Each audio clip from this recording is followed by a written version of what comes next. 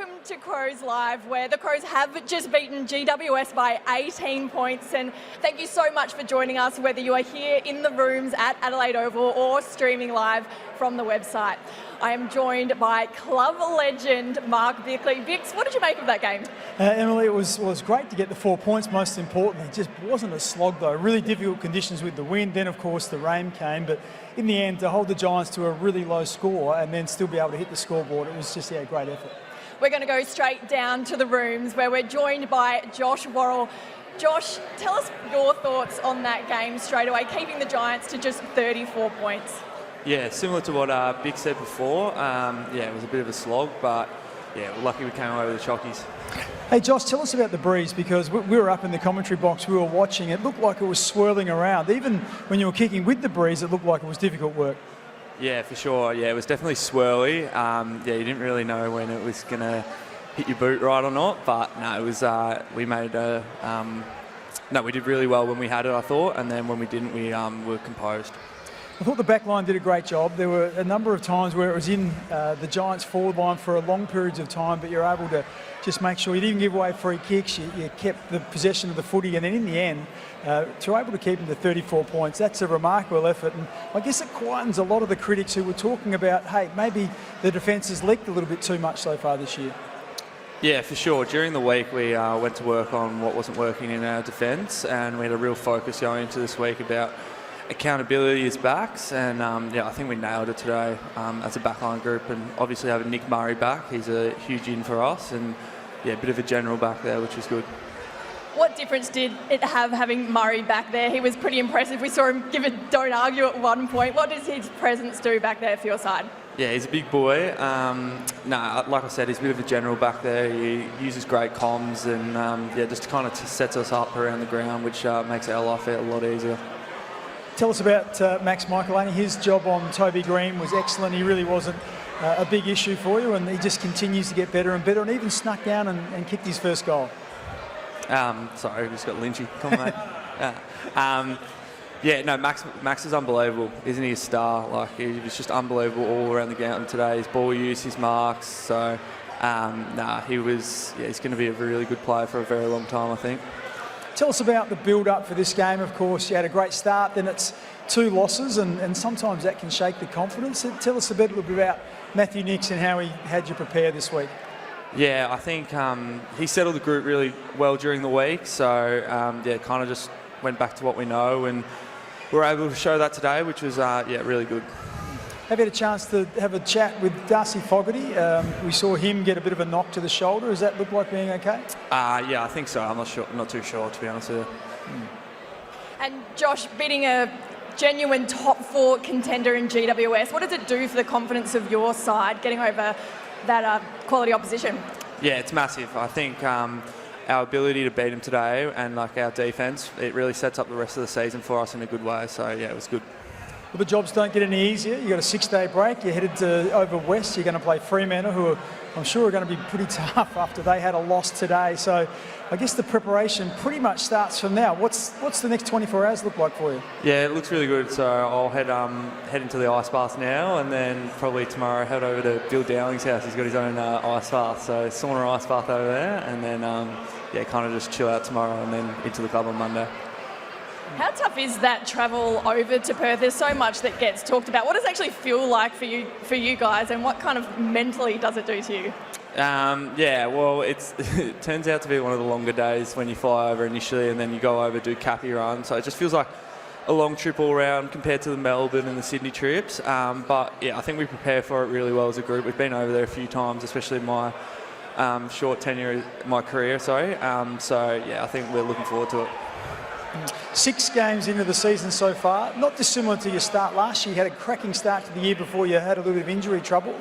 Are you happy with how the start of the season's been for you personally, Josh? I think I'm really focusing on just trying to put a full season together at the moment. Obviously the last 2 years had injuries throughout, so that's just my main goal at the moment. Thanks so much for joining us, Josh. Really interesting words from him there, Biggs. How did you rate that backline? There was so much talk about them during the week. Yeah, look, I thought it was a great performance once again. But you talked about the Giants being a top 4 contender. I actually rate them in the top 2 teams in the competition. So to keep them to 34 points, because they are a high-scoring team, and I know the conditions helped the back line a little bit, but I just thought they got the matchups right. They worked together really well. The midfield helped out by putting some pressure on as well, so the ball wasn't delivered very well. So, in the end, a great result all round. Right, we're going to go down to the rooms again. We're joined by former GWS player Isaac. Isaac, how was it coming up against your former side? Yeah, it was obviously a little bit weird.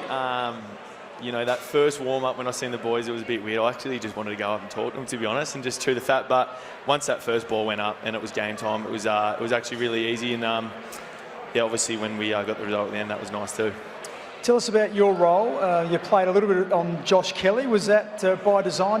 Were you trying to get on him and maybe quell his influence? No, that was just by coincidence. I think obviously rolled through a few on the wing there. But I was just perched up on the wing, and then obviously found myself on him a little bit. But not by design. You mentioned that it was tough emotionally. You come up against all those blokes that you spent 7 or 8 years with. Did anyone say anything? Or I noticed you and Toby Green came together at one stage. You might have got a free kick there, but was there anything that sort of jumped off the page tonight?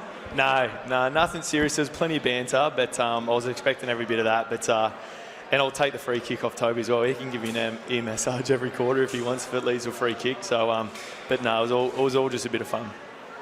How are you enjoying playing footy at Adelaide Oval? Of course, big crowd tonight, 40,000 at Easter, which is quite remarkable. But there's been some really big crowds last week with gather round. Are you loving the atmosphere here?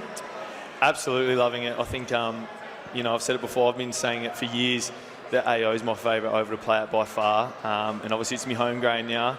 And to have 40,000 fans, in rain, wind, and a little bit of cold in the air, extremely great for those people that come out and decide to spend their Saturday Arvo, watch us kick the pigskin around. But unbelievable atmosphere as always.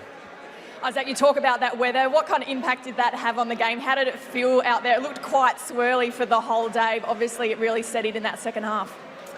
Absolutely. I think it plays a massive part. I think, obviously, I've played in front of some big opposition crowds, and I know how it feels when they roar, and to sort of have that feeling for us when we kick a goal is unbelievable. So I don't think you can underestimate the power that fans and the atmosphere that they have on opposition sides. So hopefully they keep showing up. As a spectator, we watched the game and you always felt comfortable. I think it got to 11 points at one stage. It might have been in the early in the last or the third quarter. Did you feel in control out there? As spectators, we thought you were in control. Were you worried at all? I actually thought the same thing. I remember thinking halfway through that third, we feel all right. Things feel pretty safe. And then it was only 10 points in. I was like, oh wow, it's closer than I thought. But I think we had the game in control for most of the day. They obviously got a fair bit of run and gun going, as they do. But, I think that last quarter when we were able to find a few uncontested marks, particularly inside 50 as well, that was some significant moments in that last quarter. Tell us about Riley O'Brien, because he's come under some criticism, I guess, over the last couple of weeks. He hasn't quite been at his best, but tonight dominated the hit-outs, took 4 or 5 marks. He had 4 clearances as well. I thought he was great. Yeah, I had no idea that he was under the microscope a little bit, but no, he was unbelievable tonight. I think when he plays well, it's so obvious to see, when he's taking his marks and lacing out a few big boys inside 50 is nice too. But super proud of him. If he has overcome a little bit of, negative feedback from the media or whoever's given it to him, I'm super proud of his efforts tonight.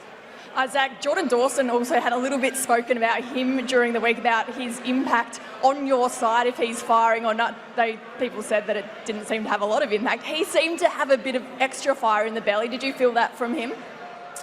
Yeah, I thought he was unbelievable tonight. I think, he was back to his best with, coming in, intercepting marks. I don't think anyone can outmark him when he has a clear jump at it. So, he was back to his best along with a few boys. I thought Mitch Hinge was unbelievable tonight as well. And, could name a dozen more, I think. Talk to us about the pressure out there, because it looked like nobody had very much time or space. I know the conditions would have contributed to that, but for me it felt like a really contested, maybe almost finals-like atmosphere as well, in terms of every time you got it, there was no time or space. It was like that. It was very much like a finals game. I think the Giants are actually #1 pressure in the AFL. I'm pretty sure. So we knew that we're going to be up against it, and definitely felt it out there. Obviously, when the rain came in as well, just added to that pressure. But obviously, we had to respect it. We had a plan to work around it, and thankfully we executed it for most of the day, I think. The pressure from your forwards looked exceptional tonight. How did you rate that from them in there, keeping the ball really forward and winning the inside 50s?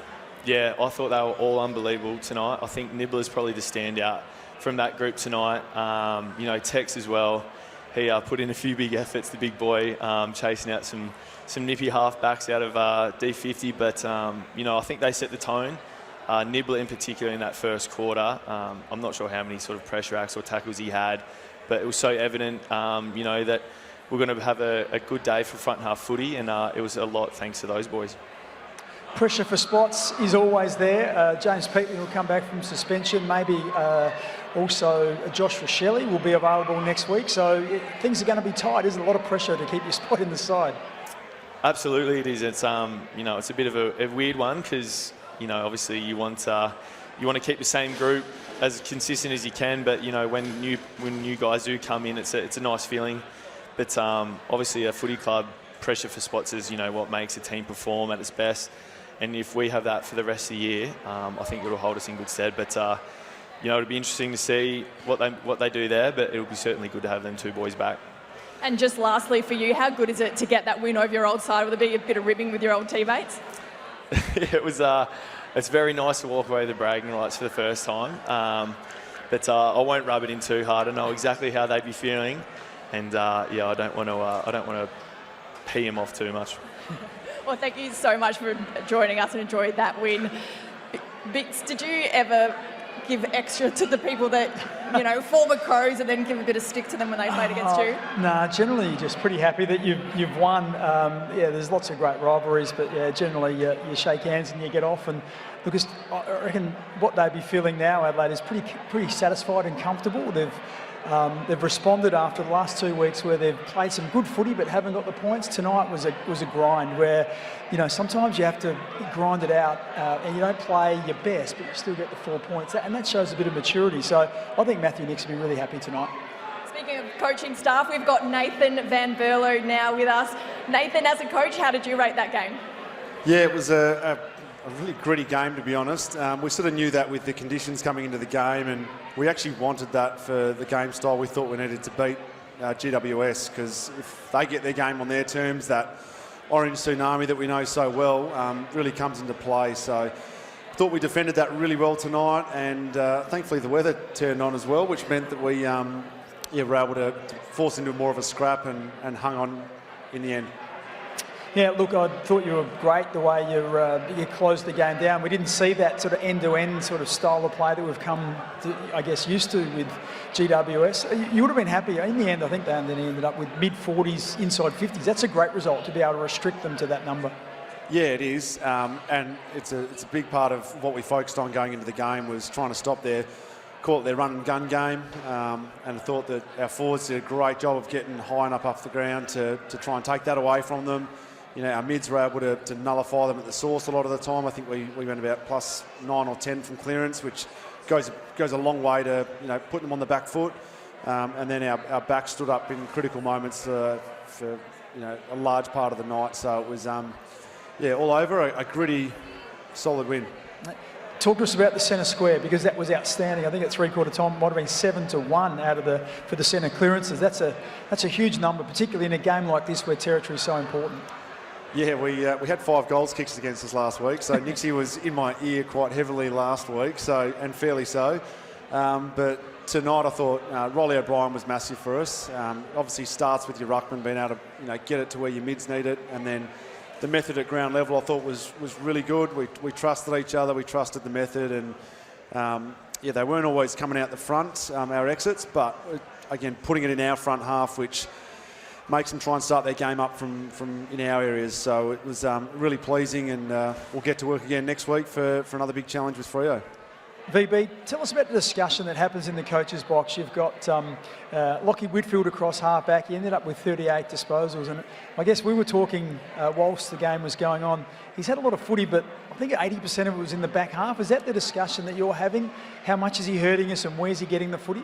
Yeah, it's always that discussion, Bix. It's sort of, I think in the first quarter there was questions asked around Tom Green, and he was having influence, with I think 13 disposals, and we had a quick look and it was a lot of handball, not so many metres gained, and a low number of clearances. So we opted that, the game felt like it was on our terms, so let's stick with what we're doing and remain accountable. Finn Callaghan lit up in the third quarter, I think it was, and challenged us in different ways, and Lockie Whitfield all night.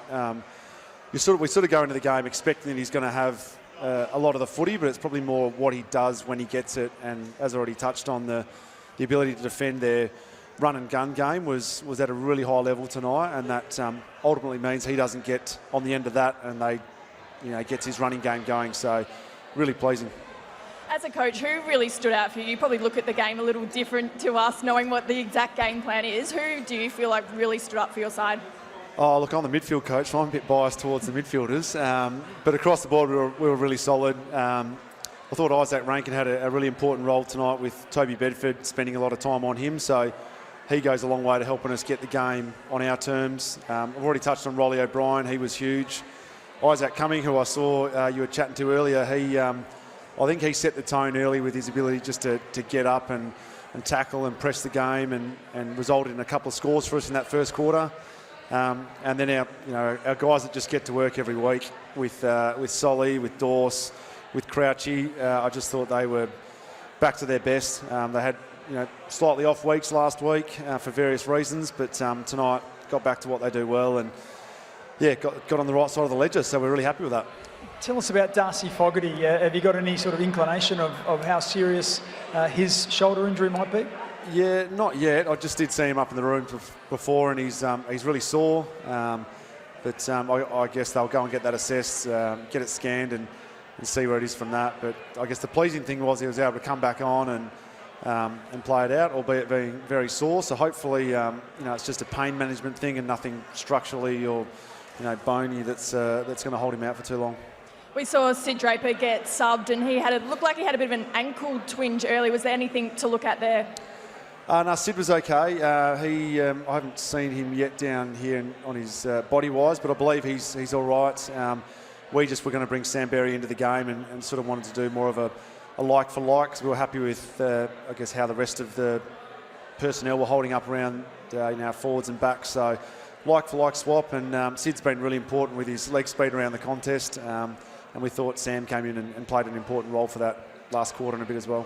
Yeah, it was interesting watching Dan Curtin as well. He took a heavy knock, took a mark and came down and landed head first. And I guess we're all a bit worried that he might have to go into concussion protocol, but the fact that he came back on is a really good sign and would suggest that he's no problem at all in terms of the concussion. Yeah, they obviously did the test when they came off for the 20 minutes, and I just saw DC before. He obviously passed that with flying colours and was able to come back on. And he actually said the first thing that went through his head, well, one of the first things was that he might get to miss out on a trip home to Perth next week. So he was pretty happy that he got through the test and obviously got through the game. They'll assess how he pulls up tomorrow and make sure there's no delayed concussion symptoms, but early signs are that he looks pretty good. One of the pluses, and we've mentioned it a few times, is keeping GWS to 34 points. We mentioned the inside 50s were pretty low as well. Yeah, a lot of people think the defence is just about the back six. I guess as the midfield coach, so much of what happens in regards to the opposition scoring is how well you defend through the middle of the ground. Were you happy tonight? I take it? Yeah, we were really happy.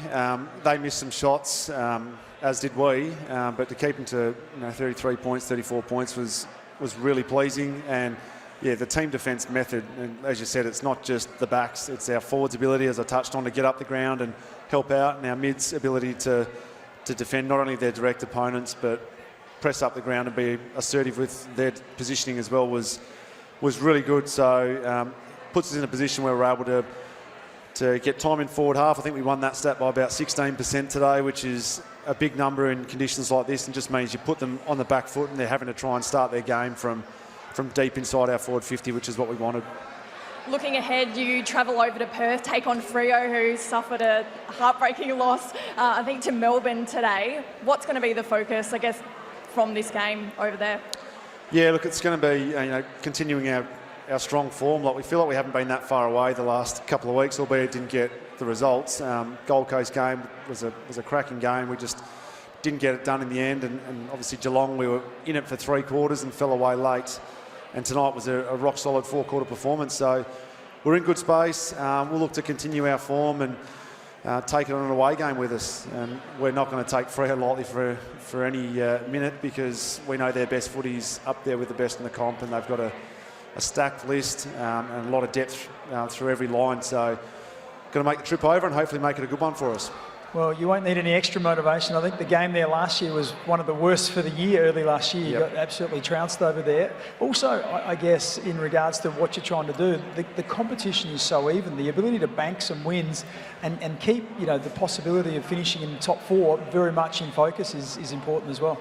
Yeah, look, there's so many tough games. I mean, every week it's going to be tough on different levels, but you just got to bank some early wins where you can, and we've been fortunate enough to kick off the year 3-0, and as I mentioned, the last couple of weeks didn't go to plan, but back on the winners list tonight, which is really important, and just want to try and get on a roll. So that obviously starts tonight, and hopefully next week we can continue our strong footy and see where that takes us. Thanks so much for your time, Nathan. Enjoy that win. Bix, that travel across to Perth, how important do you think that is going to be for the side? Well, look, it's a double-edged sword, because it's tough to win when you travel over to Perth, but at the same time, getting away for a couple of days is really good, particularly if you've got some new and younger players within the club. So we know that James Peatling and Isaac Cumming are new to the club. You've got Sid Draper, Dan Curtin, amongst others. So that's part of that sort of bonding process that you go through, and they'll go over there really confidently. They also come up against the side, I think, are very similar rated to where Adelaide are, in terms of, hoping to finish in the top 8. If everything goes well, we're a chance to finish in the top 4. They're coming off a really disappointing loss against a winless Melbourne. So, all those things mixed together make for just a great game. So it's really important that Adelaide, if they continue to mature as a side, tonight they've bounced back and taken a scalp. Now they need to be able to do that on the road. One player that was impressive tonight, he was up against Toby Green, was Max Michelini. Talk to me about his game and how impressive he was. Yeah, look, he's just a star player. You think about, what is it, his 3rd year, and he's just come in and he just doesn't seem to worry about too many things. He's unflappable, and this year you can just see the vision. Just held his position really well, received a handball, and just within a step was able to put it straight over the goal umpire's head. You can see how excited everyone was. That was a really big moment in the game as well, because I think everyone was expecting the Giants to come out after half-time and try and make some progress, but to get a quick goal was great, and of course that's his first goal at AFL level. You can see the excitement. So, just once again, Adelaide's hands, you can just see their ability to keep the ball alive. And like I said, Michelini just held some width and accepted it, had a moment of time just to sum it up and kick it beautifully. They did keep it in that forward 50 a lot. There was so much talk this week about that back line, but I thought the forwards did such an exceptional job, and then the defenders rewarded them. Hinge coming through with the intercept marks. How did you rate his game as well? Yeah, well, I just thought the forwards did really well. Obviously, you can, when you put pressure on, and it's assisted a little bit by the fact that the ball is a bit slippery and you can't perhaps use it as well as you would like, but as VB said, when you get it in there and you hold it in there, the pressure just builds and builds and builds. And then we saw there, all the Giants players just got drawn in. And if you can hold your structure, then opportunities will come like that. And that's what they did. Blokes like Hinge and Keane and all those defenders, they were able to just hold their positioning really well. They were set up, and that's the reason why they were able to lock the ball in there. So, Adelaide did really well. Mitch Hinge played another good game. I think Mitch has had a really solid start to the year. Just a couple of times this year for Mitch, it's just been little momentary lapses in concentration. There's been some execution issues where, perhaps it's sort of gone to the opposition and they've scored a goal. It's been difficult to defend, but once he sort of has those games where he eliminates that, he's just been so valuable for Adelaide.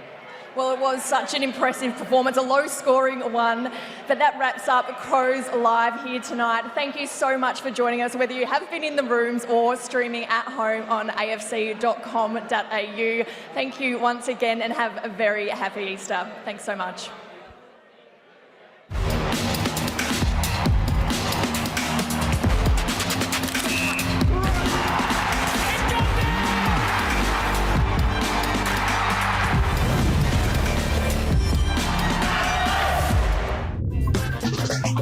forget you can join Brodie Smith, Ebony Marinoff and Mark Thomas every Sunday morning on Triple M from 9 a.m. You can also download the podcast on Listening. Crows fans, get game day ready with the Adelaide Crows official home and clash kits on sale now. Don't miss out. Grab yours today and show your true colours. Available in-store and online at shop.afc.com.au.